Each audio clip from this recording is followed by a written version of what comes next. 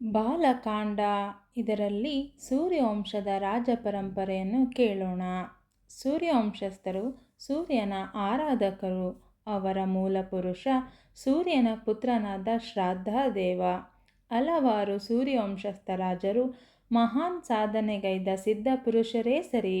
ಹರಿಶ್ಚಂದ್ರ, ಸಗರ, ಭಗೀರಥ, ದಿಲೀಪ, ರಘು, ಅಜ, ದಶರಥ ಮತ್ತು ಅವನ ಪುತ್ರನು ಸುಪ್ರಸಿದ್ಧನೂ ಆದ ರಾಮ.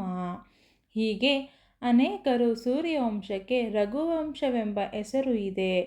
ಒಂದು ಯಜ್ಞದ ಸಂದರ್ಭದಲ್ಲಿ ತನ್ನದೆಲ್ಲವನ್ನು ದಾನ ಮಾಡಿದ ರಾಜ ರಘುವಿನಿಂದಾಗಿ ಈ ಹೆಸರು ಪ್ರಾಪ್ತಿಯಾಗಿದೆ.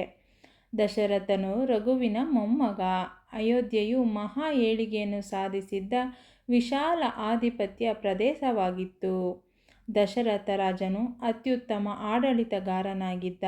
ಅವನಿಗೆ 3 ಪತ್ನಿಯರು, ಕೌಸಲ್ಯ, ಸುಮಿತ್ರ ಮತ್ತು ಕೈಕೇಯಿ. ಆದರೆ ಮಕ್ಕಳಿಲ್ಲದ ಕೊರತೆ ಅವನದಾಗಿತ್ತು.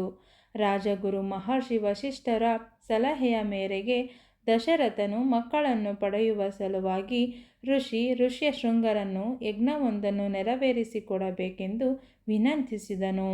ಋಷ್ಯಶೃಂಗರು ರಾಜನಿಗಾಗಿ ಪುತ್ರ ಕಾಮೇಷ್ಟಿ ಯಜ್ಞವನ್ನು ನಡೆಸಿಕೊಟ್ಟರು. ಯಜ್ಞವು ಪರಿಪೂರ್ಣವಾಗಿ ನಡೆಸಲ್ಪಟ್ಟ ನಂತರ ಅಗ್ನಿಕುಂಡದಿಂದ ಅಗ್ನಿದೇವನು ಪ್ರತ್ಯಕ್ಷನಾಗಿ ರಾಜರಥನ ದೈವ ಕೈಂಕರ್ಯವನ್ನು ಮೆಚ್ಚಿ ಅವನಿಗೆ ಪವಿತ್ರವಾದ ಪ್ರಸಾದವನ್ನು ಚಿನ್ನದ ಬೋಗುಣಿಯಲ್ಲಿ ವರವಾಗಿ ನೀಡಿ, ಇದನ್ನು ನಿನ್ನ ಪತ್ನಿಯರಿಗೆ ನೀಡು, ನಿನ್ನ ಅಭಿಲಾಷೆಯು ಈಡೇರುವುದು ಎಂದು ಹೇಳಿ ಮಾಯವಾದನು.